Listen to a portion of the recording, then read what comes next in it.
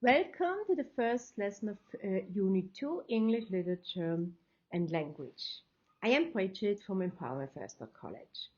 In this lesson, you will learn about the difference between subjective and objective ways of expression. To know the difference is very important in order for us to communicate effectively and also understand how other people speak, how to avoid misunderstandings, or being manipulated by other people's opinions. For example, in advertisements, subjective communication is used to make people want to buy something. A car isn't just a car, it's elegant, powerful, luxurious. So we buy this car because we want others to see us with these attributes, even if we might be better off using public transport. Being subjective can also lead to misunderstandings or even conflict. For example, if we have different opinions on things, let's use the following example. You don't like tomato sauce, and your mom is cooking with it. If you say, "This sauce is terrible," your mom is offended, and she might cook again the same way, and you don't like it again. But if you tell her that you very much appreciate her cooking, but tomato sauce is something you just don't like, then she will understand. Often we want to talk about facts, but we actually convey our personal opinions. This becomes difficult when we learn about less measurable things like personal experiences. For example, if in the news or in history someone talks about a war, they can either talk about the amount of soldiers killed, which is objective, or they can tell someone's personal story where they talk about their feelings, which is subjective. Both are useful. The objective way is useful to get the facts, to understand how things are connected, and the subjective way help us to understand what it does to people. In this lesson, you see some examples, analyze them, and do a quiz. When we talk about subjective ways of expressing ourselves, we talk about wordings that express feelings, opinions, and judgment. Often, they lack factual statements and evidence. The subjective language often includes colloquialisms, hyperbole, which is exaggeration, exclamations. You can have subjective writings in personal essays, opinion papers, blogs, or of course when you discuss your personal opinions and express your feelings amongst friends and family. Because it expresses only our own views, it is open to interpretation and can lead to misunderstandings. It is understood that there is no such thing as a complete objectivity. Even in science, there's an element of relativity and room for misinterpretation. Think about Einstein's relativity theory. There are a lot of paradoxa in physics, maths, and other sciences. Statistics are down to interpretation in reporting and photography. Even when using objective wordings, we still choose what we say and what we leave out. A good example is history. Yes, it aims at being objective, but still it's written from the perspective of one person, of one nation. Think about the reporting in history of the Ukraine conflict. While Russia believes Ukraine belongs to Russia because it had done so in the past, the NATO and other Western countries see the conflict as an invasion of an independent state, because it had been so for many decades. Many conflicts are actually based on the fact that people choose different starting points for their claims on territory or rights. Objective writing takes a third person's point of view. This means that writers write in an inclusive way. They avoid personal pronouns, use an impersonal tone, write in a neutral way free of opinions, bias, judgment, moral statements. Modal verbs are avoided. For instance, you don't say should, need, and so on, because that's showing your opinions. The content they write about is also well researched, factual, and we can look it up. Often there is scientific proof. Now, please look at these examples and think about what they share. If you have an entry in a history textbook, a weather report on your local news station, a summary of a text, an article published in a science journal, information included in a nest class.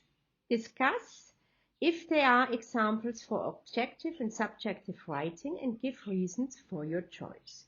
Now please pause the video until you have taken your notes and discussed it. Now please look at these examples and think about what they share.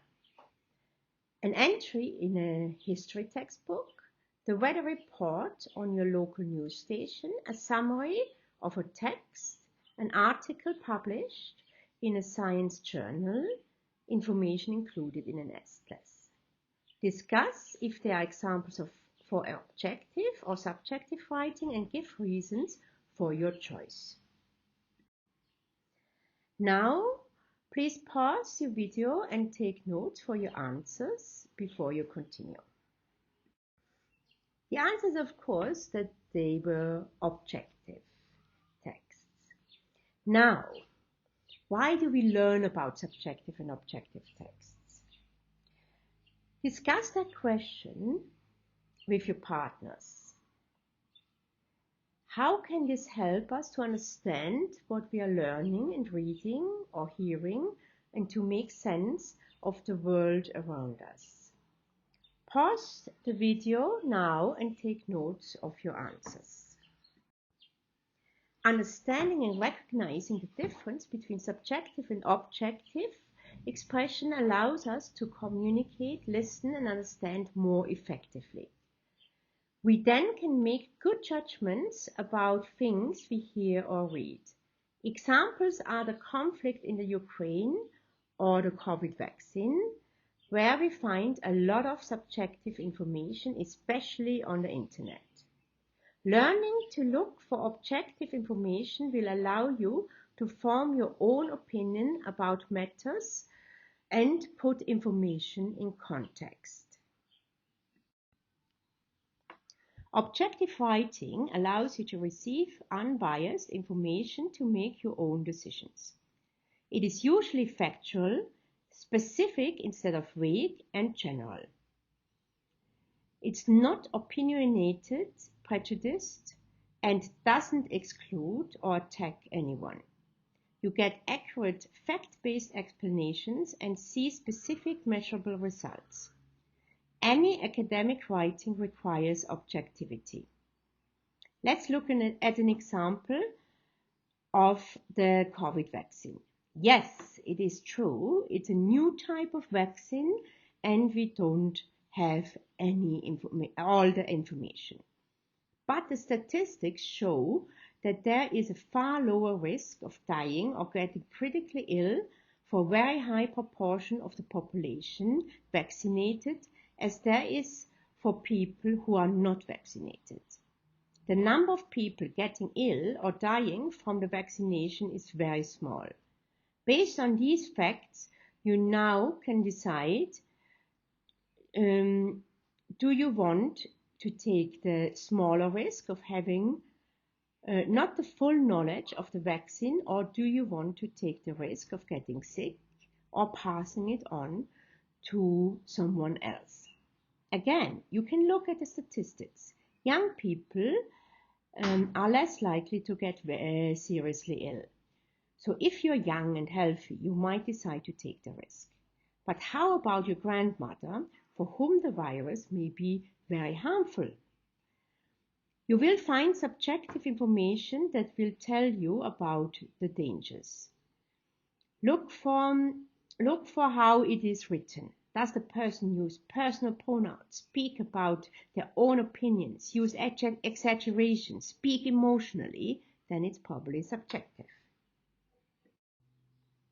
Subjective writing allows you insight into the mind of a writer.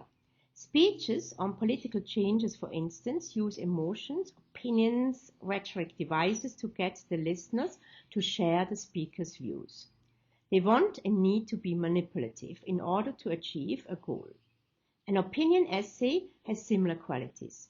Having said that, even though these texts obviously want to get the audience to agree, good speech and opinion essay writing still bases its arguments on facts, but may change the focus on how important these facts are and how to interpret them. And this leads to subjectivity in fictional writing.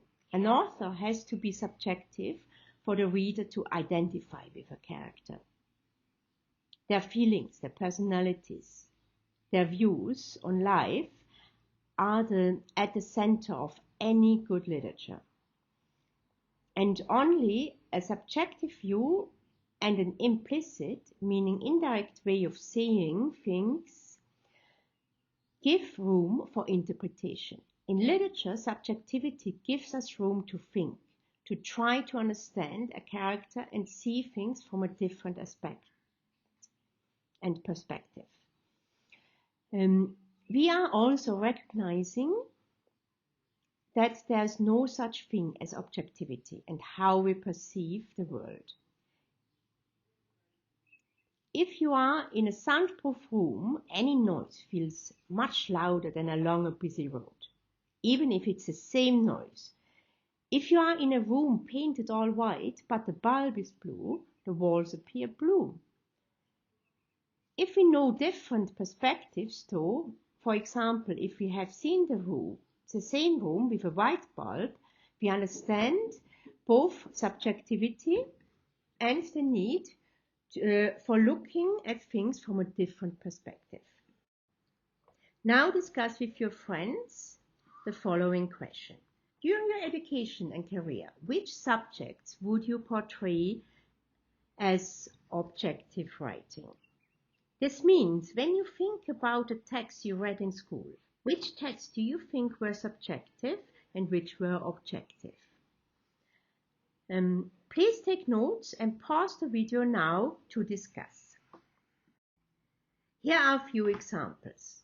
Math, science, medicine, to most extent economics and history. There is an element of subjectivity in economics and history, as they can be biased by ideology. For example, how we see human beings in economics may decide on which theory we are using, or the history written by the British is a different one than the history written by a country that used to be a colony of the UK. Now discuss with your friends, during your education and career, which subjects would you portray subjective writing? This means when you think about a text you read in school, which texts do you think were subjective? Please take notes and pause the video now to discuss. In subjects like art, music, literature, our feelings are in the center of how we express ourselves. We express atmosphere, we express emotions, we express views.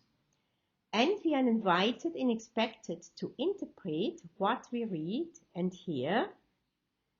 The subject, we, are in the center of attention. Now look at these examples of texts and discuss. What types of publications are they? Subjective or objective? Give reasons for your decision. Please take notes and pause the video now to discuss. Now look at these answers. A short story is subjective because it shows the feelings and actions of individuals, and the narrator and characters may share their opinions. Science journals contain factual texts based on an objective scientific finding. They are proven facts. Newspaper articles usually summarize facts of an event. There can be subjective elements, for example, if they include an interview with a bystander. A political speech may include facts, yet the politician wants to convince the audience of his views, and this is subjective. Atlases and encyclopedias are based on facts and are objective. Now look at these examples and discuss which sentences use objective language, which use subjective language. Explain why you decided on your answer. Please take notes and pause the video now to discuss. The first sentence uses subjective words such as need, mature, wise, which express the speaker's point of view. And the evaluation given cannot be proven. The second sentence is a fact which can be found in the legislation. Now look at these examples and discuss which sentences use objective language, which use subjective language. Explain why you decided on your answer. Please take notes and pause the video now to discuss it. The first statement uses objective language. The facts can be found in a medical compendium and there are no evaluating words in the statement. The second statement is subjective. Best evaluates the product, but this evaluation cannot be proven. There are no facts like statistics to support that. It portrays a person's opinion even if it may be based on their experience.